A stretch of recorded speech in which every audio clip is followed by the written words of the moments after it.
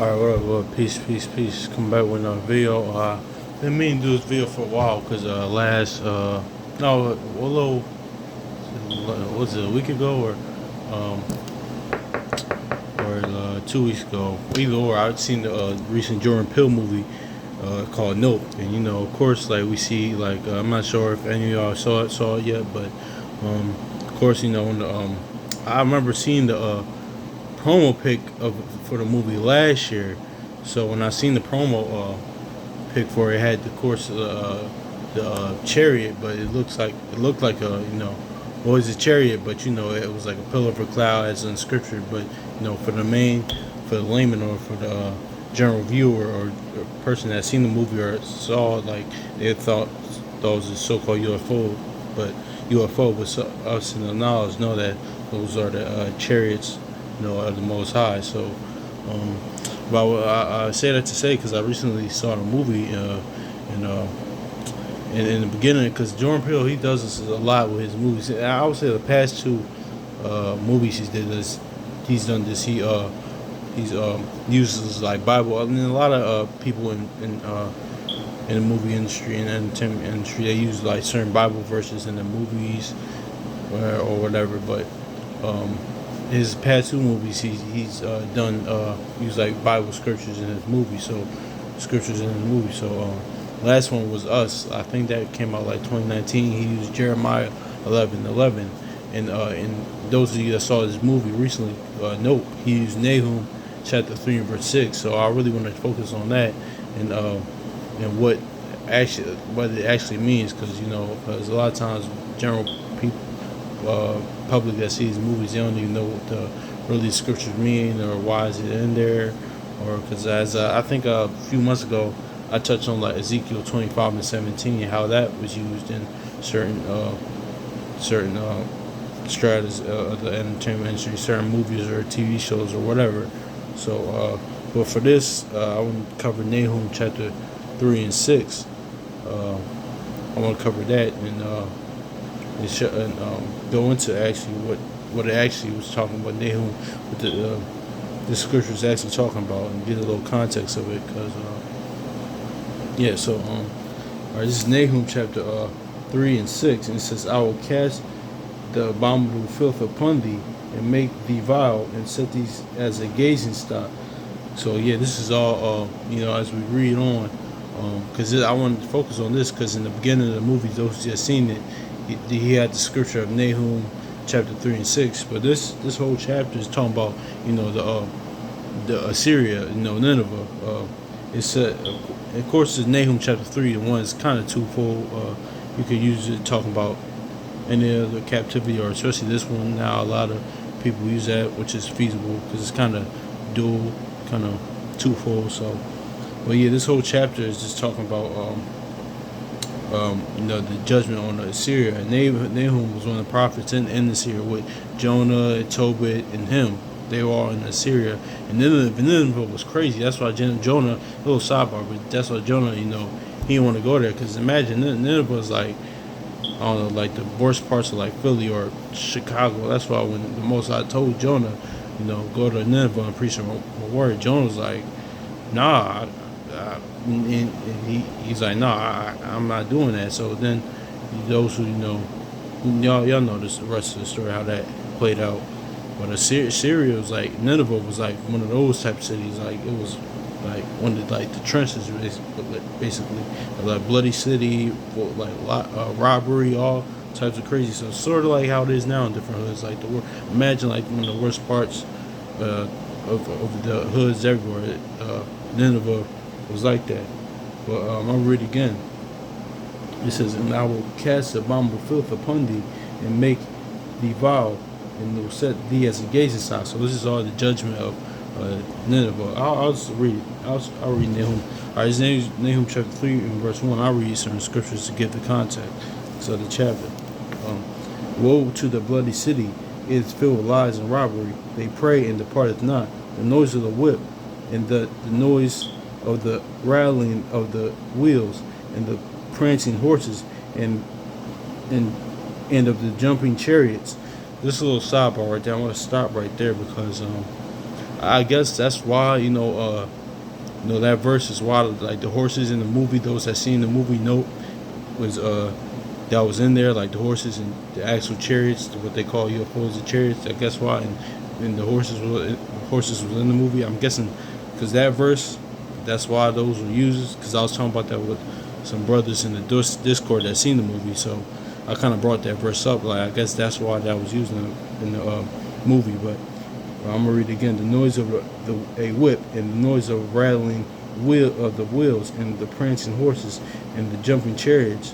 Verse 3, the horseman lifteth up the bright sword and of the glittering spear and the multitude of slain and the great number of carcasses, and there is none end of their corpses, and they stumble upon corpses.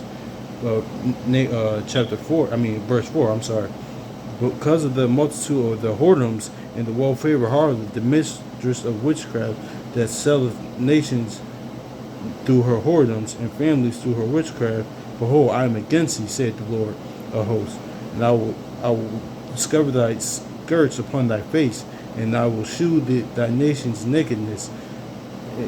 Nations thy nakedness, and the kingdoms thy shame. So this is all going into judgment that the Most High is going to send on is Nineveh, Assyria. This is all going into that. This is really the context of that. And it says he said I will discover that skirt. So he said that means he's going to discover that secret parts, like not modern day or cats around that use I'm gonna pull up your skirt, I'm gonna expose you. That's what the Most High is saying here. I'm gonna expose I'm gonna expose the secret parts, all the evil doings, because Most High is bringing His judgment on Assyria or Nineveh, I should say. I'm reading it again. Because of the whoredoms in verse 4, because of the whoredoms of the well-favored harlot, the mistress of witchcraft that sell nations through her whoredom, and families through her witchcraft, behold, I am against thee, saith the Lord, and I will discover thy skirts upon thy face, and I will shew the nations thy nakedness, and thy kingdoms thy shame, and I will cast abominable filth upon thee, and make thee vile, and will set thee as a gazing stock. And there shall come to pass that all they that look upon thee shall flee from thee, and say, Nineveh is laid waste. Who will bemoan her? Whence shall I seek comforters for thee? Verse 8.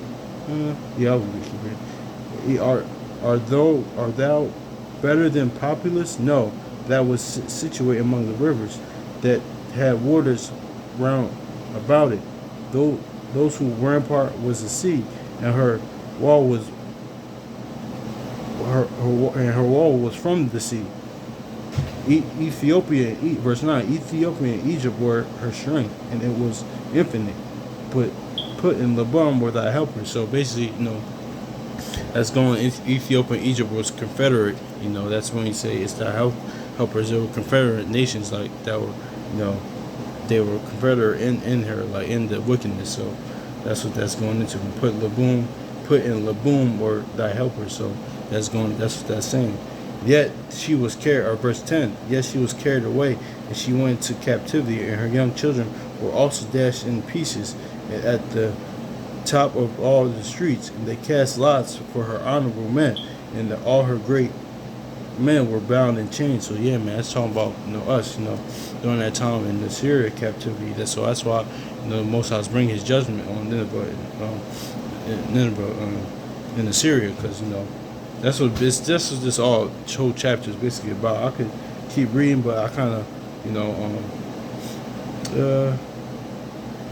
I'll keep reading it a little bit, but that's kind of just the context of that verse of Nahum chapter 36. This whole chapter is about the judgment on Assyria, and Nineveh. So those who see the movie, that's what actually that verse means, because many times people in Hollywood, they use Bible verses in their movies, TV shows, and most people don't even know what the scriptures are actually saying. So it's important, that we kind of get the context. And sometimes they use it for that scripture for the theme of their movie or TV show or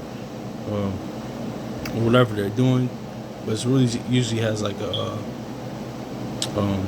left hand side meaning for the most part. So, or they try to make it another meaning of what the actual scriptures saying. They may try to interpret it something else when it's not saying that. Sort of like John 3:16, but not really. But there's their version of that on the left hand side, because most of the people in Hollywood, they're in the cult, they're esoteric, they're Luciferian. So there's not really much to be said about that. But I guess I'll read verse 11. Thou shalt be drunken, and thou shalt be hid. Thou shalt also seek thy strength because thy enemy. But yeah, honestly, this year I would recommend y'all just read the whole chapter, Nahum chapter 3. That's just going into the judgment on Assyria, on Nineveh in Assyria. Very wicked city, crazy city. That's why Jonah didn't want to go there, because it was like the trenches. It was like rough. So, but yeah, man, that's what Nahum chapter 3 and 6 actually means. Because those who see nope, it opens up with that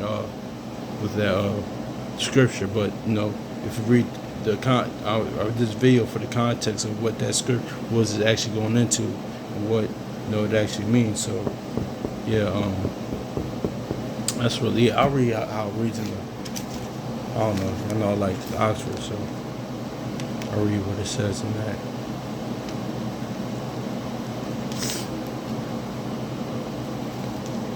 Yeah, that's really it, man. Hopefully this is edifying. Sorry, I'm still trying to get better as a reader. I'm not the most fluent reader. So, I appreciate y'all. Much love to y'all. So, but I'm reading this in the Oxford. It says, Nahum chapter 3 and 6. I shall pelt you with loathsome filth, and I shall hold you in contempt, and make a spectacle of you. So that's how it reads in the Oxford folio. So yeah, basically, it's a little recap. This chapter is about the judgment on Nineveh. So, and if y'all have seen the movie, it opens up with Nahum chapter 3 and 6. But I just want to give clarification what that's actually talking about. So yeah, so hopefully this is edifying. So peace.